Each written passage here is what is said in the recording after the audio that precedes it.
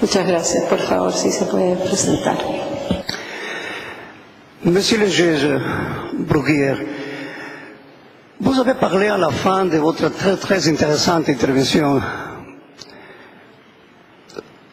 du livre blanc qui a été publié l'année dernière par le président Sarkozy. Est-ce que vous pouvez nous expliquer quelle est la relation qu'il y a entre les stratégies de défense et les stratégies contre-terroristes? Quelle est la coordination pour avoir la synergie que vous avez parlé tout à l'heure? Merci. Je crois que ce qui est important un petit peu, c'est l'évolution de la réflexion en France. Dans un premier temps, on a considéré qu'il était important de définir une doctrine globale de lutte contre le terrorisme. Tellement on est conscient que c'est un phénomène extrêmement grave et qui porte une atteinte fondamentale à la sécurité de l'État. Donc il y a eu ce livre blanc sur le terrorisme. Et puis ensuite, si vous voulez, la France et notre gouvernement a considéré qu'il fallait repenser notre stratégie de défense, car la précédente réflexion datait de 1994, c'est-à-dire pratiquement au début, si vous voulez, juste après la chute de la guerre froide. Et qui était évidemment de 1994 à 2008, les choses avaient fondamentalement évolué. Et donc, il y a eu la nécessité, le président Sarkozy, et c'était un peu avant, a donc engagé cette réflexion de fond avec de multiples acteurs. Je crois que civils, de la société civile, des militaires bien évidemment, de parlementaires, pour essayer de savoir comment peut-on modéliser le nouveau concept de défense, partant du principe qu'aujourd'hui il n'y a plus de séparation entre le problème de la défense tel qu'on l'a conçu à l'époque de la guerre froide, des agressions extérieures, et le problème de sécurité nationale au sens large du terme. Comme je l'ai dit tout à l'heure, on a intégré non seulement le terrorisme, j'en ai parlé, mais des problèmes sanitaires. Le problème de la pandémie, de la grippe, fait partie de ces fameux concepts. Aujourd'hui, parce que ça exige de la part de l'État donc une réponse globale, et nécessitant des ressources qui sont des ressources globales et qu'on doit intégrer dans une réflexion générale, ou aussi des grandes catastrophes naturelles. Ça peut être aussi. Donc aujourd'hui, le monde, comme on dit, le monde n'est pas devenu peut-être plus dangereux, mais il est beaucoup plus incertain, beaucoup plus inattendu, et que donc les paramètres étant beaucoup plus complexes, aujourd'hui on ne peut plus se permettre d'avoir une gestion séparée des facteurs aujourd'hui. Je crois que c'est aussi une des grandes leçons, c'est les menaces sont globalisées, le monde s'est globalisé, mais la réponse doit l'être, et la conception même du concept de menace doit obéir à une réflexion différente.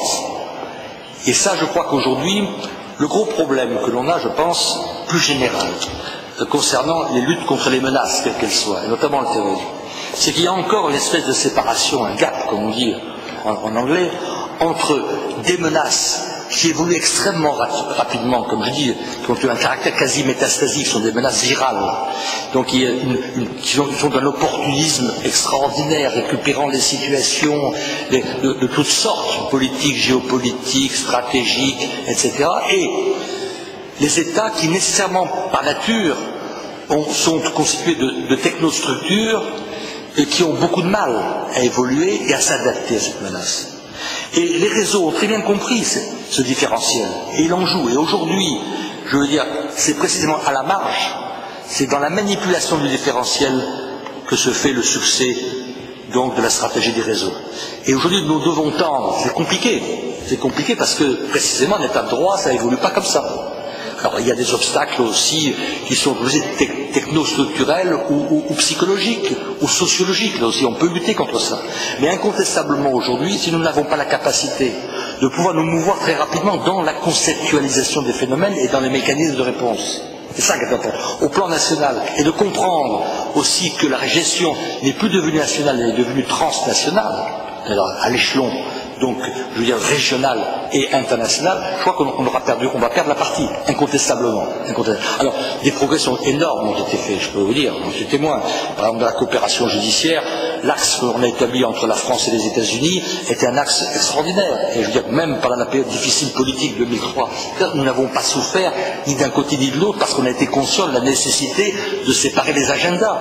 L'agenda politique est une chose, l'agenda sécuritaire était de l'autre. Et il y a eu cet axe formidable qui s'est fait et qui était un élément. Mais il faut qu'il n'y a pas que la relation franco-américaine ou en Europe. En Europe, c'est difficile, comme je le dis. Je le dis, vous voyez, le traité de Lisbonne, on a du mal. C'est très compliqué parce que, je cite l'exemple de l'Europe parce que c'est lui que je connais le mieux, mais inconsidérément, aujourd'hui encore, je veux dire, le poids important, ce sont les considérations nationales.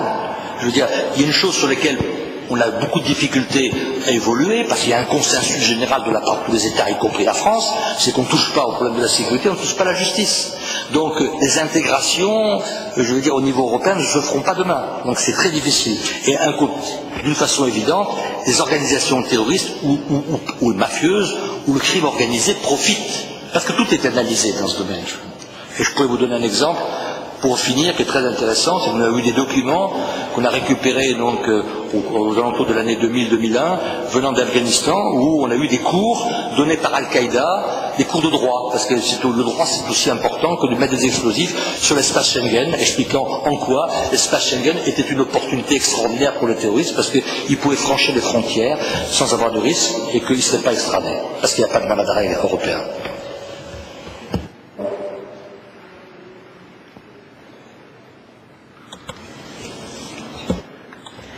Muchas gracias. Hay una pregunta allá de la audiencia. Por favor, si se puede presentar. Muy buenas tardes. Mi nombre es Daniela Bermeo y trabajo en el Departamento de Recursos Humanos aquí en la OEA. Yo tengo una pregunta acerca de la estrategia de la cual usted conversó hoy día. Quisiera escuchar un poco sobre su opinión acerca de una estrategia preventiva y no tanto reaccionaria, por ejemplo, donde los países del occidente tienen presencia como Afganistán, Irak, etcétera.